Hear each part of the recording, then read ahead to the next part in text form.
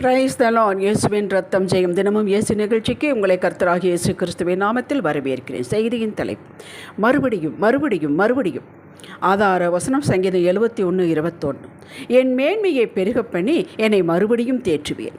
கிறிஸ்துவுக்குள் திடப்பட்டவர்களே, ரட்சிக்கப்பட்ட மக்களாக நமக்கு பெரும்பாலானோருக்கு ஒரு பொதுவான குணம், பண்பு உண்டு. அது என்னவென்றால், முதலிலேயே ஆரம்பத்திலேயே ஜாக்கிரதையாய் விழிப்புணர்வோடு பெரும்பாலான காரியங்களை செய்ய மாட்டோம். அதை இழந்ததும் காரியம் வாய்க்காதே போனதும் விழித்து கொள்கிறோம். நமக்கே தெரியும் நாம் செய்த மிஸ்டேக்ஸ் இதுதான் என்று. இப்பொழுது கர்த்தராலே மறுபடியும் ஒரு சான்ஸ் கொடுத்தால் அதை சரியாக செய்து விடுவேன். மறுபடியும் ஒரு சான்ஸ் கொடுத்தால் அவரிடம் சாரி கேட்டு உறவை புதுப்பித்துக் கொள்வேன். இனி பார்ப்போமோ மாட்டோமோ தெரியாது. மறுபடியும் ஒரு சான்ஸ் கொடுத்தால் நன்றாக ஆயத்தனம் செய்து இந்த இன்டர்வியூவில் ஜெயித்து விடுவேன். மறுபடியும் ஒரு சான்ஸ் கொடுங்கப்பா, இனி சரியாக எக்ஸசைஸ் பண்ணி உணவு பழக்கத்தை முறைப்படுத்தி சரீரத்தை பாதுகாத்து கொள்வேன். மறுபடியும் ஒரு சந்தர்ப்பம் கொடுங்கப்பா, இந்த பிஸ்னஸை சரியாக செய்ய, இந்த ப்ராஜெக்டை பர்ஃபெக்டாக முடிக்க எனக்கு முற்றுப்புள்ளி வைத்து விடாதீங்கப்பா. மறுபடியும் ஒரு சான்ஸ் கொடுங்க, என்னை பலப்படுத்துங்க. ஆவியான துணை கொண்டு உம்மை தேடும் விதத்தை பிடித்து கொள்வேன். இப்படி நாம் உள்ளான வாழ்விற்கும் புறம்பான வாழ்விற்கும் ஒரு சான்ஸை மறுபடியும் எதிர்பார்க்கிறோம். கர்த்தர் எத்தனையோ சந்தர்ப்பங்களை கொடுத்தார். நாம் அவைகளை நிர்விசாரமாக எடுத்துக்கொண்டு விட்டோம். இப்பொழுது முற்றிலும் அமைதி, ஒரு அறிகுறியும் இல்லை. வறண்ட நிலை. நியாயத்தீர்ப்பு வந்துவிட்டதோ என்று பயப்படும் அளவிற்கு ஒரு மௌனம். இப்போத்தான் கதறுகிறோம், மறுபடியும் ஒரு சான்ஸ் கொடுங்கள் என்று. தாவீது சொல்கிறான், தேவனே, நீர் எங்களை கைவிட்டீர், எங்களை சிதறடித்தீர், எங்கள் மேல் கோபமாயிருந்தேன், மறுபடியும் எங்களிடமாய் திரும்பி அருளும் என்று விண்ணப்பிக்கிறார். சங்கீதம் 60:1. அவர் எத்தனை முறை வேண்டுமானாலும் திரும்புவார் நம்மிடமாக. ஆனால் நாம் முழு மனதோடு அவரோடு திரும்ப வேண்டும். யாக்கோபு சொல்வதை பாருங்கள், தேவனிடத்தில் சேருங்கள், அப்பொழுது உங்களிடத்தில் சேருவார். கர்த்தருக்கு முன்பாக தாழ்மைப்படுங்கள், அப்பொழுது அவர் உங்களை உயர்த்துவார். யாக்கோபு 4:8-10. பேதுரு இயேசுவை 3 முறை மறுதலித்தான். பின் மனம் கசந்து அழுதான். அதுதாங்க ரிப்பன்டன்ஸ். இது நமக்கு வேண்டும். கர்த்தர் விட்டு விட்டாரா என்ன? நீ என்னை 3 தடவை அத்தனை பேருக்கு முன்பாக மறுதலித்தர் அல்லவா என்று விட்டு விட்டாரா? மறுபடியும் வாய்ப்பு கொடுத்தார், பிடித்து கொண்டான். பேதுருவை வைத்துத்தானே முதல் ஆதி திருச்சபைகளை கட்டினார்.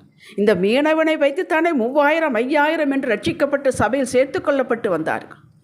இஸ்ரவேல் மக்களுக்கு மறுபடியும் மன்னிப்பு கொடுத்தார். அவர்களோ இறுதி வரை முரட்டாட்டம் பண்ணி கர்த்தரின் கிருபையை அசட்டை பண்ணி வனாந்தரத்தில் அழிந்து போனார்கள். அழிந்து போனதற்கு காரணம் யாருமல்ல, அவர்களே. திரும்பவே இல்லை, மனம் திரும்பவே இல்லை. லூக்கா 15 உங்களுக்கு எல்லாம் தெரியும். அந்த இளையகுமாரன் புத்தி தெளிந்து தகப்பனிடம் வந்தபோது அந்த தகப்பன் மறுபடியும் சுகத்துடன் வந்ததற்கு மகிழ்ச்சி கொண்டாடினார். சொத்துக்களை இழந்ததற்காக அவர் வருத்தப்படவே இல்லை. நாம் எத்தனையோ அவரது கிருபைகளை இழந்திருக்கலாம். பிசாசு இனி உனக்கு மறுபடியும் சான்ஸ் கிடைக்காது என்பான். எத்தனை முறை கொடுப்பார் என்று கேட்பான். நமக்குள்ளே காதுக்குள்ளே சொல்லுவான். ஆனால் நீங்களும் நானும் உறவை மறுபடியும் புதுப்பித்து கொண்டு வந்தால் போதும். அந்த இளையகுமாரனை போல தகப்பன் பிள்ளை என்ற உறவை இழந்து விடவே கூடாது.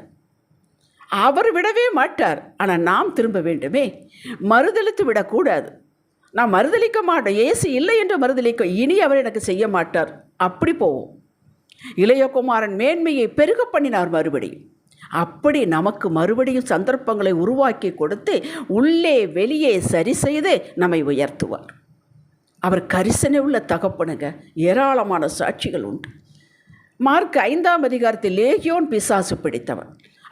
அவனுக்கு ஒரு வீடு உண்டு, ஊர் உண்டு, எல்லாம் உண்டு, நண்பர்கள் உண்டு. ஆனால் அவன் காட்டில் சுடுகாட்டில் வாழ்ந்து கொண்டிருந்தான். அவனுக்கு ஒரு நொடியில் விடுதலை கொடுத்து மறுபடியும் அவனது வீட்டோடு இணைத்து வாழ வைக்கவில்லையா? மகனே, மகளே, இன்றே அவரிடம் கேளுங்கள், மறுபடியும் சான்ஸ் தருவார். இன்று இந்த ஊழியத்தில் செய்கிற ஊழியக்காரர்களாக இருந்தால் கேளுங்கள், இதனுடைய கிருபையை சார்ந்திருக்கிறேன் அப்பா, இதனுடைய மேன்மையை பெருக பண்ணுங்க என்று கேளுங்கள். உங்கள் நாமத்தை இன்னும் உயர்த்த விரும்புகிறேன், கேளுங்கள். நான் அற்புதமாக நீங்கள் விரும்புகிற வண்ணம் உங்கள் பாதையை நடக்க விரும்புகிறேன். ஒவ்வொரு முறை நீங்கள் சான்ஸ் கொடுத்தீங்க, நான் தான் இழந்து விட்டேன், இனி மறுபடியும் பிடித்து கொள்கிறேன். அதிகாலை எழுப்பி ஜெபிக்க மறுபடியும் எனக்கு ஒரு சான்ஸ் கொடுங்க, தருவார். இந்த பிஸ்னஸில் வேலையில் உயர்வை காண விரும்புகிறேன் என்று கேளுங்கள். போது உனக்கு. அது மனிதன் சொல்லுவார், ஒரு நாளும் சொல்ல மாட்டார். மேலும் மேலும் மேலும் உயர்வதை ஆண்டவர் விரும்புவார். ஆனால் அந்த உயர்வின் மேலேயே கண் வைத்து விடக்கூடாது. அது உங்களுடைய மனநிலை என்பதை அவர் கண்டுகொள்வார்.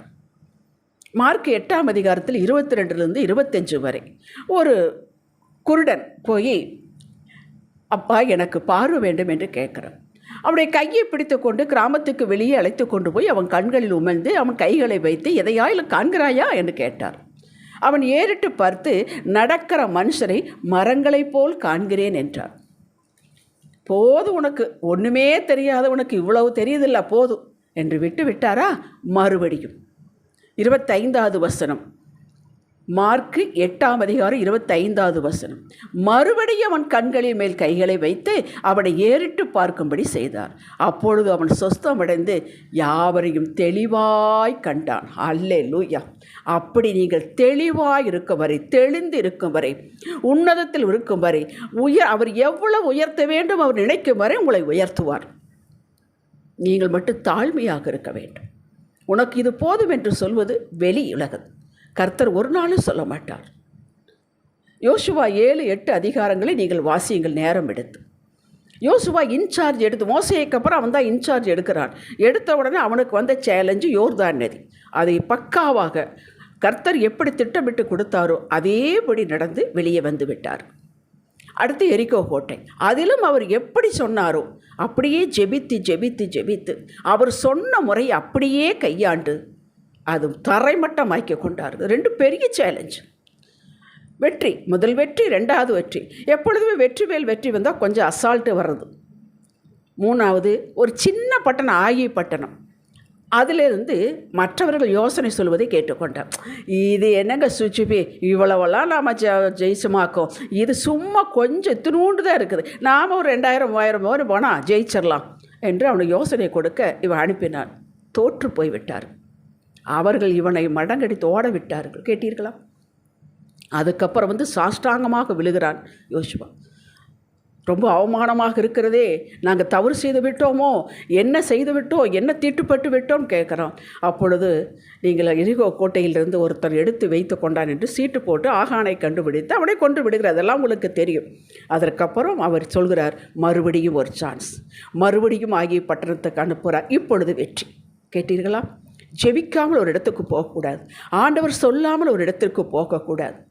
அவர் சொன்னதை அப்படியே கீழ்ப்படிய வேண்டும். ஒரு இடத்தில் தோல்வி, மறுபடியும் தோல்வி, மறுபடியும் தோல்வி என்றால் பிசாசை கடிந்து கொள்ளாதீர்கள். பிசாசின் தடையை ஆண்டவர் நொறுக்கி வெளியேற்றி விடுவார். வெளியே இருக்கிற மனிதர்களையும் பார்க்காதீர்கள். உங்களிடத்தில் என்ன உண்டு உங்களையும் வைத்து பாருங்கள். ஏன் மறுபடியும் நமக்கு இந்த பிரச்சனை வருகிறது என்று உங்களைத்தான் வைத்து பார்க்க வேண்டும். ஆவியானோட கேட்க வேண்டும், அப்பா நான் எந்த இடத்தில் தவறிவிட்டேன். அழகாக சொல்லுவார், இதனை மறுபடியும் செய்யாதே என்று. விலகிக் கொள்ளுங்கள், செய்யாமல் இருங்கள், செய்ய சொன்னதை செய்யுங்கள். மறுபடியும் சான்ஸ் தருவார்.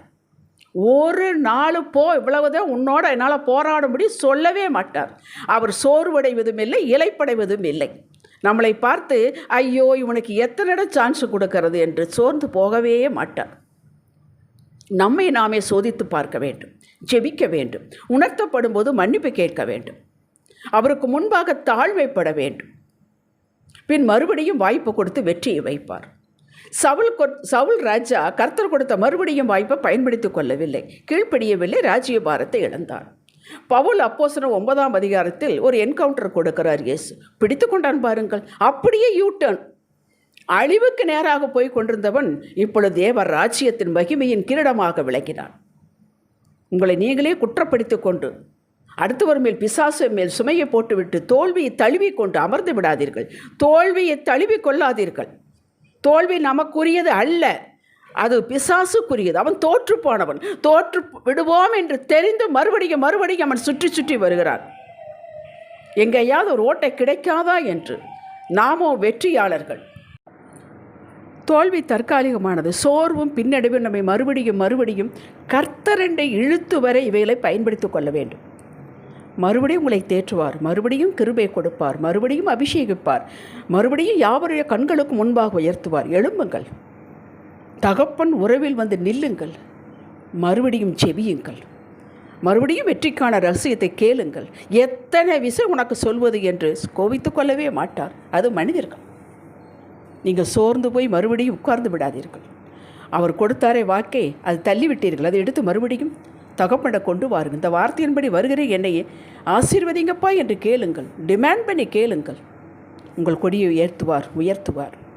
ஜெபிக்கலாம். தகப்பனே, எத்தனை முறை தவறினாலும் மறுபடியும் தூக்கி நிறுத்தி எடுத்து கிருபை கொடுத்து வெற்றியின் பாதையில் நடத்து எங்கள் தலையை உயர்த்துகிறவரே, உங்கள் அன்பிற்கு இணையே இல்லை, உங்கள் இரக்கத்திற்கு முடிவே இல்லை. இந்த உறவிலே நிலைத்திருக்க விரும்புகிறேன் ஐயா. மறுபடியும் வாய்ப்பு கொடுங்கப்பா. எதெல்லாம் நான் இழந்து போனேனோ, எதெல்லாம் அசால்ட்டாக இருந்தேனோ, எதெல்லாம் நிர்விசாரமாக இருந்தேனோ, எதெல்லாம் அதிகமாக பேசி கெடுத்து கொண்டேனோ, அதையெல்லாம் துடைத்துவிட்டு எனக்கு மறுபடியும் ஒரு வாய்ப்பு கொடுங்கப்பா. இயேசுவின் நாமத்தில் பிதாவே. இன்றைய சிந்தனைக்கு நான் எத்தனை முறை இடறினாலும் தயங்க மாட்டேன். இயேசுப்பாவிடமிருந்து பலன் பெற்று மறுபடியும் எழும்புவேன். இனி இடராமல் இருக்க ஞானம் பெற்றுக்கொள்வேன். ஆமேன். அல்லேலூயா.